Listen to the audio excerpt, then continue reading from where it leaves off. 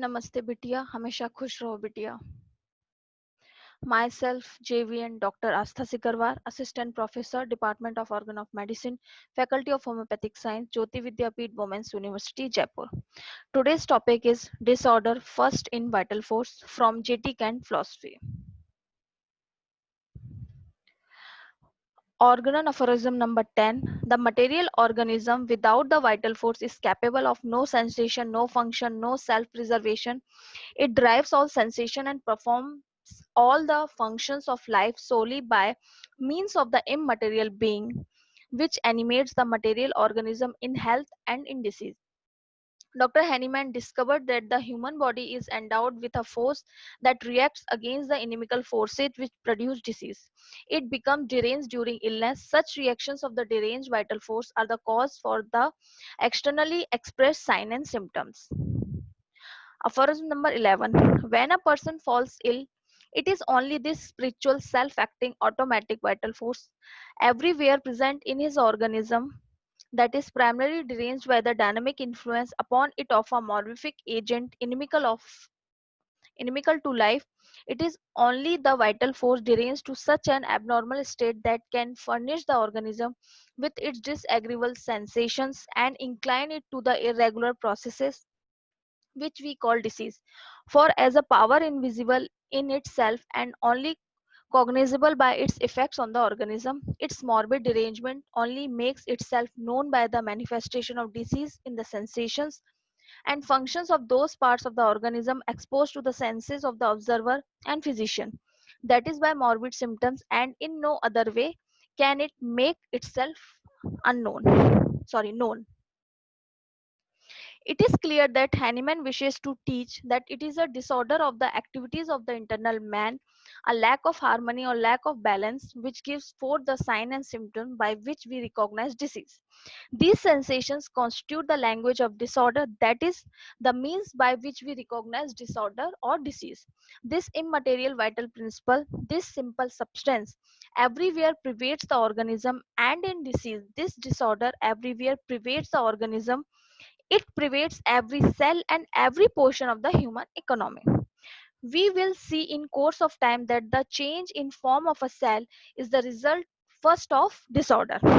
That the derangement of the immaterial vital principle is the very beginning of the disorder, and that with this beginning there are changes in sensation by which man may know this beginning, which occurs long before there is any visible change in the material substance of the body. The patient himself can feel by his sensation the changes, and this is inimical to life, and death immediately follows. For life in its fullest sense is freedom. As soon as the internal economy is deprived in any manner of its freedom, that is threatening. Where freedom is lost, death is sure to follow. So it is when there is the inflowing of the simple substance that has the form or essence of a disease. It is in its essence an evil that is flowing into the economy, but it is a simple substance. Everything is substantial or real and has in itself operating and perpetuating power. The fact that it can operate and perpetuate is the evidence of power, and if it has power, it results in something. Every cause of disease then has form. If it were not in the form of simple substance, it could not affect the forms of simple substance in the natural state of the economy. Moreover, it has its association from the finest forms of physical substance to the crudest, from beginning to end, from the inner to the outer. Such changes and activities are result in the very crudest forms are but the results of the disease through a series of degrees, courses to the outermost man. Everything that can be seen, that can be observed with the aid of the finest instrument is but the result. Nothing in the world of immaterial substance can be seen with any faculty that is capable of seeing things in the world of material substance. The employment of instruments of precision will enable us to see the finest disease results, which are the outcome or results of things immaterial. The bacteria, for instance, the very finest form of animal or vegetable life, but the cause of disease is a million times more subtle than these and cannot be seen by the human eyes. The finest visible objects are but results of things still finer, so that the cause rests within. The morphic agents that Hahnemann refers to are simply the extremely fine forms of simple substance, or to bring them down to human through we might call them viruses. But viruses are often gross because they can sometimes be observed by the vision of man, and therefore we must remember that within the virus in its innermost, and that this innermost is in itself capable of giving from to the outermost, which is visible virus aggregated and concentrated. The coarser forms would be comparatively harmless were it not for their interiors. Disease products are comparatively harmless were it not for the fact that they contain an innermost, and it is the innermost itself that is causative. It is only when the vital principle is disturbed by cause of a disease character that it gives forth any sorry, consciousness of itself. If there were no disturbing influence in the interiors of man, he never would have symptoms. As you sit there in your seats in a perfect state of quietude or tranquility, you are not conscious of your eyes, of your limbs, of your hair. You have to stop and think whether you feel or not. When all the functions are carried on in a perfectly ordered way, you have no consciousness of your body, which means that you are in freedom. When not in freedom, the individual says, I feel. It is this disturbance of an invisible character by which comes from cause and appears by changes in the activities of the body, changes in sensations, changes in function. It is in accordance with all wise providence that these sensations should appear to the physician, who shall be intelligent enough to read them and know what they mean. They are a warning. They are for us for purpose. No feeling a man can have is without purpose, as there is no thing in the universe without its use. Hence, these morbid sensations reveal to the physician that there is disorder. To establish freedom should be the aim of the physician, and if a physician's work doesn't result in placing his patient in freedom, he cannot heal the sick. For healing the sick is placing the patient in freedom, giving him absolute physical freedom. The last doses of the old school produce anything but freedom. We must look elsewhere to find that kind of healing which turns disorder into order and makes man free. By removing signs and symptoms in an orderly way, by converting disorder into order so that the symptoms no longer have a cause, we place our patients in freedom both physically and mentally. Only the vital principle thus disturbed can give to the organism its abnormal sensation and incline it to the irregular actions we call disease. Most of the conditions of the human economy that are called diseases in the books are not diseases but the results of disease.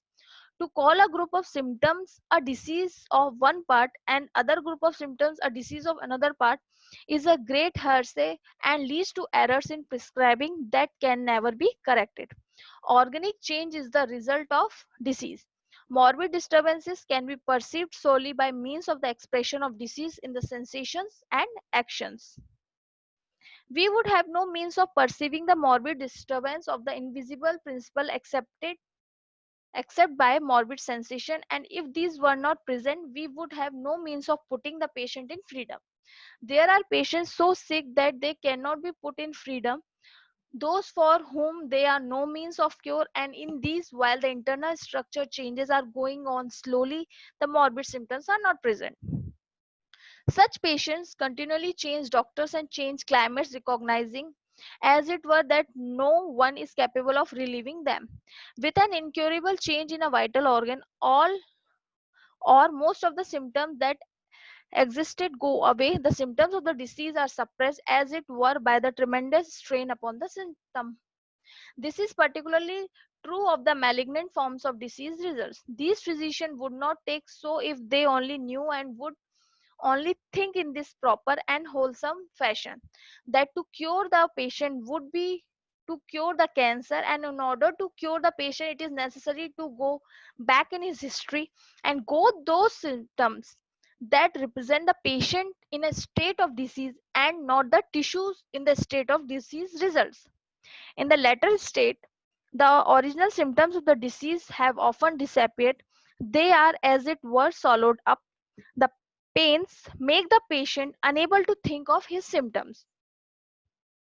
Then these physicians come along and prescribe for the resultant states and end in failure.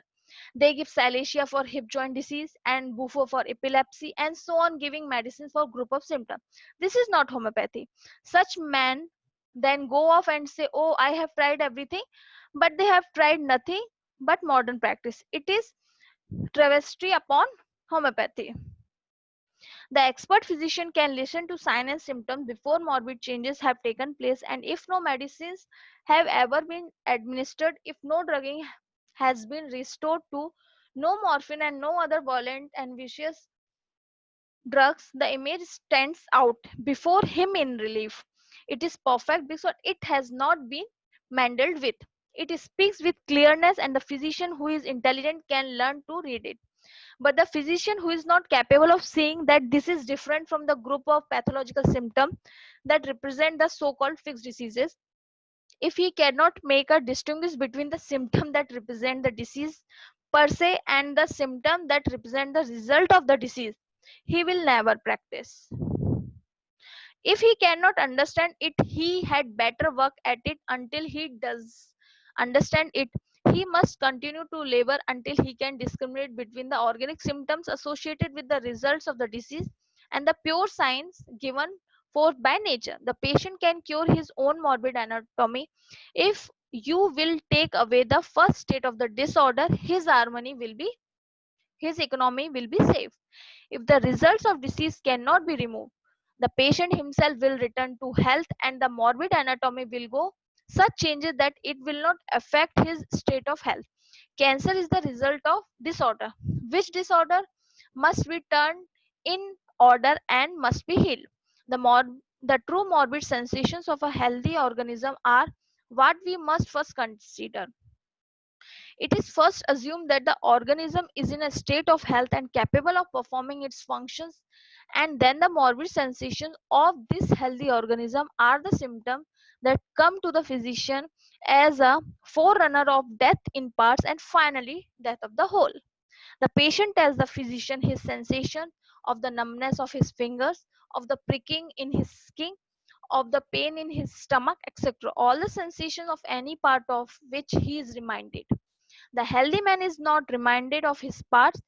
He passes his stool without pain in the part.